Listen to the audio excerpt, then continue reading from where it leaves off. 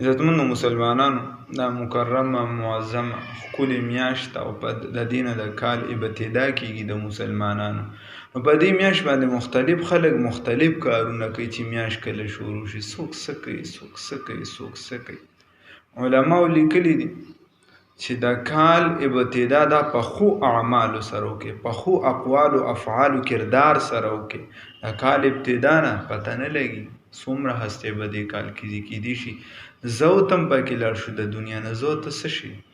لو كانت الدنيا تدوم لواحد لكان رسول الله فيها مخلدا. محمد غوندې صاحب د دنیا لاړه، د دنیا ویرانه نشوه په هجران.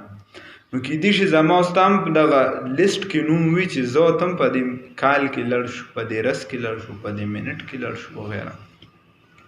الله رب العزت دغه د کال ابتدا چې د دې میاشت نه شوې ده، دا د اوس نه وي، دا میاشت مقرر د مخکې نه وي.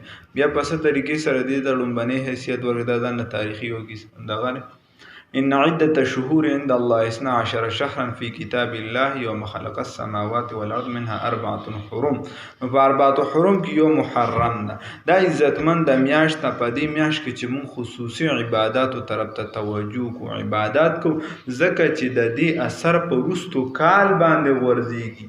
په دې میاشت کې مونږ ښه اعمال وکړو، افعال وکړو، کردار ښه ادا کړو، نو د دې اثر په وروستو کال باندې کې نه چې د دې کال ابتدا مونږ د غم نه وکړو، د دې میاشت ابتدا د غم نه وکړو او په دې کې خونریزي وکړو، نو ټول کال به بیا زمونږ ګډوډي ځان له به وینه تویو او خلکو له به وینه تویو. د دې وجې درې خیر نو مختصره خبره دغه ده چې دا کال دا د الله رب العزت د طرفه د رحمت دی زمانه. الله چې دا ستا لپاره زحمت نه ده پیدا کړې، ستا لپاره الله قهر او غضب نه ده پیدا کړې، او الله رب العزت ستا لپاره په دې کې غم نه دی ایښی.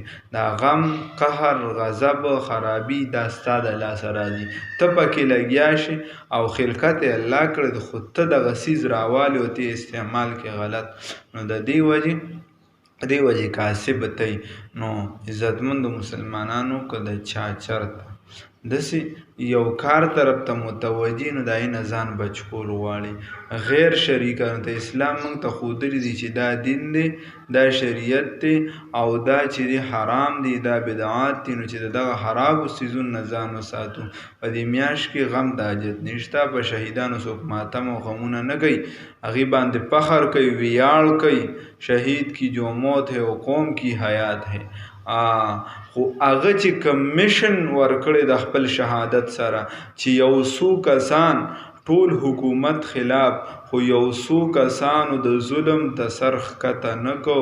نو امام الھند امام ابوالکلام آزاد رحمه الله فرمایي په هغه باندې جړاګانې ډېرې وشوې، دومره ډېرې وشوې چې د هغې تصور هم نه کېږي. دومره ډېرې وشوې چې د هغې او اوسه پورې په اقوامو کې په هېڅ یو مړي چا دومره نه جړلې څومره چې په امام حسین باندې جړا وشوله.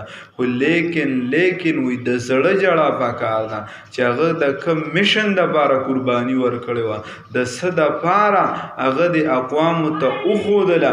په هر وخت کې چې د وینې ضرورت راغلی، د ټولو نه مخکې پیغمبر یا د پیغمبر خاندان تاریخ وګوره، هغه وینه ورکړې ده. نو ګوره هغه د قوم ته یو میشن خو یو مسلمانانو ته یو لار سیده کړه چې بهی چې ته په حق یې، که خازی شنې مې په قبر وي ولاړې، که غلام مړوم راځې تو کې پلاړې، چې په خپلو وینو نه وم لمبېدلې، په ما مه پلیتوې د جومات غاړې. که قطرې قطرې مې پوز د دښمن نه کا، مور ما پسې په کم مخ به ته جاړې. نو هغه وګوره دې قوم له یا به دا بې ننګه ملک باغ عدن کم، یا به کړم د پښتنو کې کوڅې ویجاړې غني هنوي که نه. نو خبره دا ده چې هغه کمیشن دې قوم له ورکړی، د اقوامو له ورکړی، د مسلمانانو له ورکړی، هغه میشن راټینګول غواړي، هغه طریقه راټینګول غواړي. ماتم نه څه جوړېږي، غم نه څه جوړېږي، ځان ووخه یا مه وخه. نو د دې وجې مسلمانان له پکار دي چې د سیدنا حسین رضی الله تعالی عنہ طریقه راټینګه کی د هغې د څه دپاره قرباني ورکړي دغه قرباني وپېژني چې بهی دا پروګرام څه شی دی دا ولې دومره شهادتونه رال د پیغمبر خاندان چې په یو تاریخ کې چېرته په یو ځای دومره نه دي شهیدان شوي دا شهیدان شو دا د څه دپاره چې دا زړم د امام الهند پاره چې دا زړم جړا وکړي او دغه مشن د پاره راویښ شو الله رب العزت تر الله توفیق راکړي او الله دې د نیکو اعمالو توفیق راکړي الله دې رانه رضا شي والسلام مع الاحترام